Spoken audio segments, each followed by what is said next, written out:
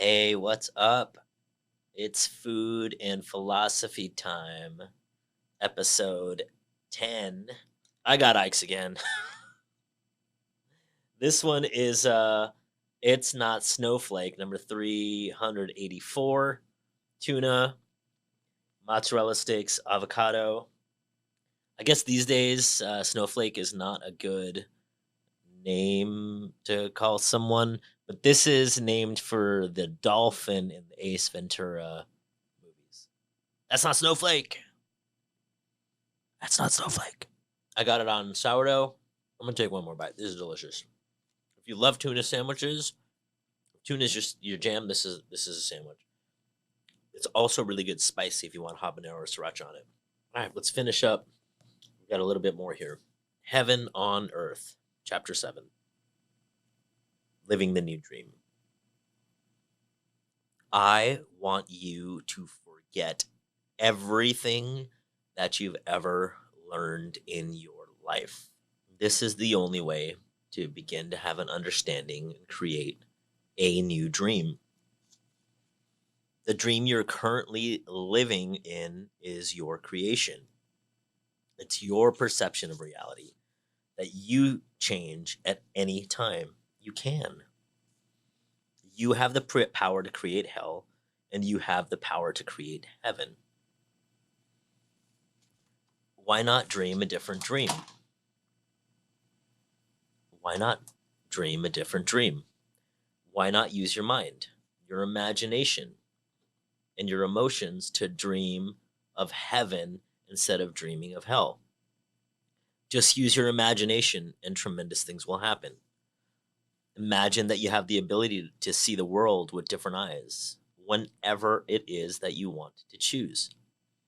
Each time you open your eyes, you see the world around you in a different way.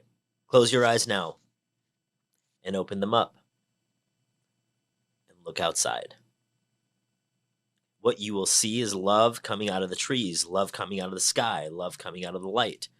You will perceive love from everything around you. This is the state of bliss. You perceive love directly from everything, including yourself and other humans. Even when humans are sad or angry, behind these feelings, you can see that they're also sending love. My belief, what my first mentors, Tercy and Matthew Engelhart, postulated to me that every single human interaction, any interaction with one or two or more humans, is either somebody giving love, the expression of love, or someone asking to be loved. If you can use that frame of reference for every single human interaction you have from now until you expire, that you or them, you are either expressing love or asking to be loved in every single interaction that you have. And them too, they're either asking to be loved or they're expressing love. And there's no other interactions in humankind's possibility. So if there you are, ask yourself, am I asking for love or am I giving love, being love? And same, are they asking for love or are they being love?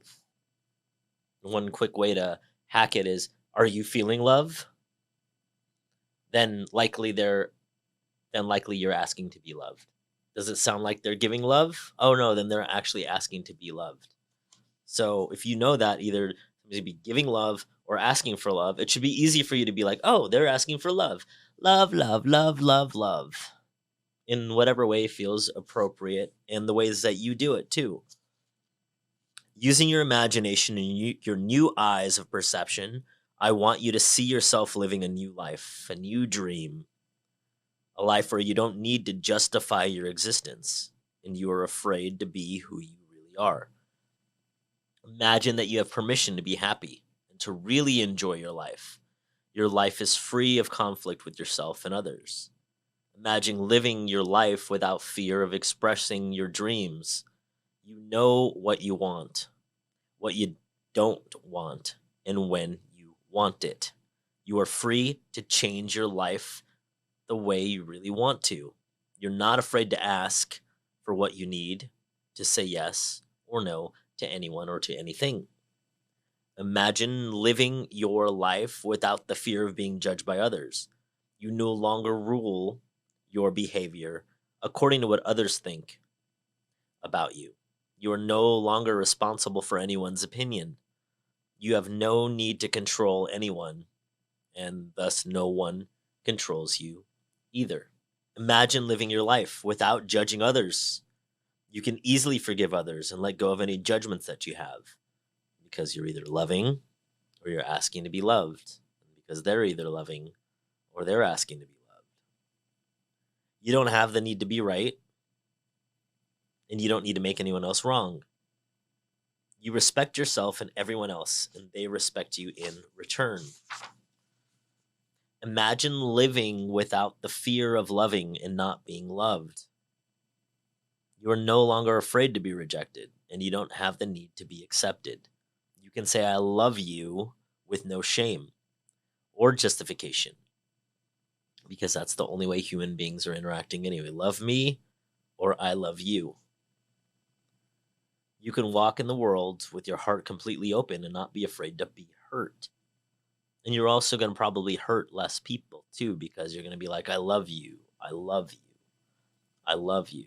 Or you're going to explicitly ask for love. Oh, I'm asking to be loved. Cool. Hey, will you love me right now? Will you tell me one amazing thing about me right now? Imagine if we were going around the world truly being that way. Oh, I actually need to be loved right now. Hey, what's one of your favorite things about me? And likely the people will tell you that, even if they don't know you. Hey, what's your favorite thing about me? I know you don't know me. And they'll say, oh, well, I like your bow tie or something. Imagine that you love yourself just the way you are. You love your body just the way that it is. And you love your emotions just the way they are. You know that you are perfect just the way that you are. Imagine living your life without being afraid to take a risk or to explore life. You're not afraid to lose anything. You're not afraid to be alive in the world, and you're not afraid to die. The reason I ask you to imagine these things is because they're all entirely possible, starting right freaking now. You can live in a state of grace, the state of bliss, the dream of heaven, but in order to experience this dream, you must first understand what it is. Only love has the ability to put you in the state of bliss. Being in bliss is like being in love. Being in love is like being in bliss. You're floating in the clouds. You're perceiving love wherever you go. It is entirely possible to live this way all the time. It is possible because others have done it, and they're no different from you. They live in bliss because they have changed their agreements and are dreaming of a different dream. Once you feel what it means to live in a state of bliss, you will love it. You will know that heaven on earth is truth, that heaven truly exists. Once you know that the heaven exists, you know that it's possible to stay there, be there. It's up to you to make the effort to do it. The world is very beautiful and very wonderful. Life can be very easy. One love is your way of life. You can be loving all the time. Hi, Dina. This is your choice. You may not have a reason to love, but you can love because to love makes you happy. Love in action only produces happiness. Love will give you inner peace. It will change your perception of everything. You can see everything with the eyes of love. You can be aware that there is love all around you. When you live this way, there's no longer a fog in your mind. If you keep remembering, hey, they are just wanting to be loved in every single moment, as are you, anytime there's a rift between you and someone else, or you perceive you're being attacked, or you're perceived something, first, decline to perceive the attack. Just let it go by. like you're a martial artist. Just let it go by. Decline to perceive the attack. Just decline it. Ike, you freaking suck. Your sandwiches suck, and you're short, and you're bald, and you're ugly, and you're. It's like, all right, don't let it hit you. Two, they're clearly asking to be loved. So love them anyway. If you're feeling hurt and you feel like, oh, I just want to, oh my God, I want to beat them up or talk about how they look or their success or lack of it. Oh, now I'm wanting to be loved because I let that stuff hit me. How often has this happened for you? Oh, actually, I just want to be loved. Hey, hello? Yes. Carson, will you love me? El Tigre, will you love me? Zeno, will you love me? See how people are willing to do that when we ask. The matote has gone on a permanent vacation. You can just not have to worry about the ill ideas in your mind. If you know that you just want to be loved or they want to be loved, in all those moments that there's not an expression of love, then you can respond accordingly. This is what humans have been seeking for centuries. I just want to be a part of the group and I want to be loved. I want to be respected and I want to be able to be separate from the group, be my own person, but still belong to the group, still be loved and still be safe. For thousands of years, we've been searching for happiness. But happiness is a lost paradise. For me, I think happiness is a fraud feeling. Happiness is a comparison of where you are and it's based on a comparison to what things are going on around you or not going around you. And if your happiness shifts due to any of those things, then it's not actually happiness. It's just a misperception of the world or how things are. Because you can be happy right now with nothing. You can be happy with everything. You can be unhappy with everything. And you can be unhappy with nothing. That's why happiness, the seeking of happiness, the pursuit of happiness is a fraud feeling. Because you're a human and you made a perception that you're not happy right now. When you just as easily could be happy right here, right now, where you're at in life, without whatever it is that you want, and with anything that you don't want right now. Humans have worked so hard to reach this point, and this is a part of the evolution of the mind.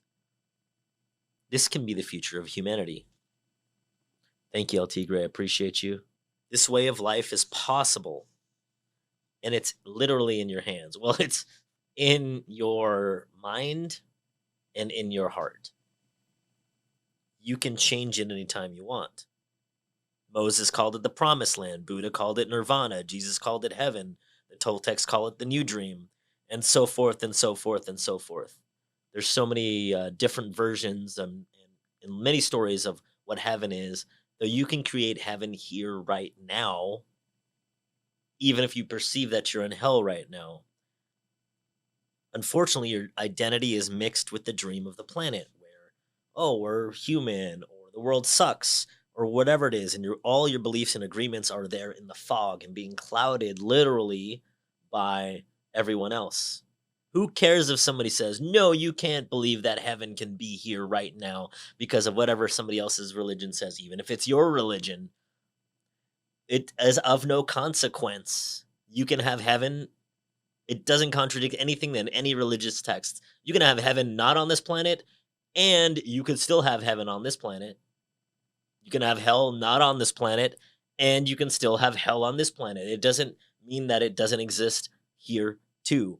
You feel the presence of the parasite of the world, and you believe it too. You believe, oh, well, I can't, or I'm bad if I think that they're going to be heaven here because of whatever you were taught, or your religion, or you don't want to look like you're bad.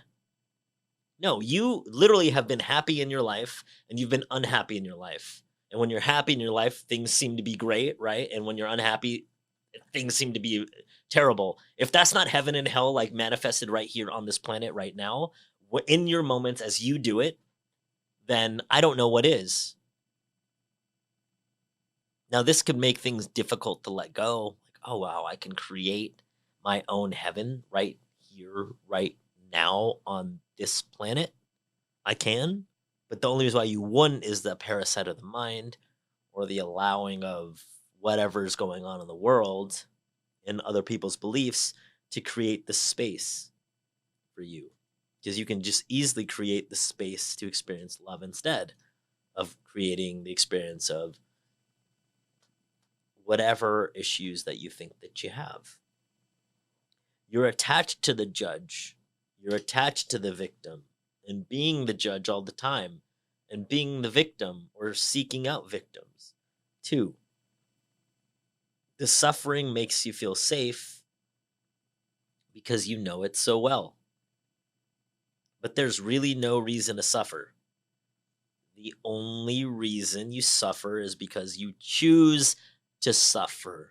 In that moment, you're choosing, I want to be in hell on earth. I think it was the Dalai Lama, maybe it was the Buddha, that said, all suffering comes from wanting to seek the unachievable and run away from the unavoidable. So if you wanted to seek what's unachievable, like a fantasy world where everything's perfect all the time and there's always peace and there's always love and there's always harmony and there's always food and there's always abundance and there's always health, you're going to suffer because that's not actually possible. Like literally from a physics standpoint, that's not possible. And another way to suffer is to avoid the unavoidables. Like if you think you're never going to be ill and you're never going to be sad and there's never going to be um, that there's always going to be war and there's never going to be peace and that there's always going to be like there needs to never be starvation and there needs to never be any kind of negative things. Obviously you're going to feel bad because you're going to go from this kind of slavery to that kind of slavery to this kind of war to that kind of war to this kind of negative thing to this kind of thing to this kind of racism to a different kind of racism to a different kind of discrimination to that kind of discrimination. Like it's just going to keep moving and moving and moving and moving and moving because all that stuff is unavoidable. Strictly based on physics. We can't make physics be different. We can't say, hey, you know that magnet over there? Yeah, say imagine this is a magnet. You know what magnet? We only want the positive pole. So I want to remove the negative pole. Like you remove the negative pole, then where's the negative pole go? It's still there. You can't ever take only the positive pole and you can't ever take away the negative pole. This is literally not how the world works. But yet we go out there and we think it always needs to be positive and it can never be negative. Always needing to be positive and living that fantasy world creates hell. Never being able to be negative and it's not allowed to ever be negative also creates hell.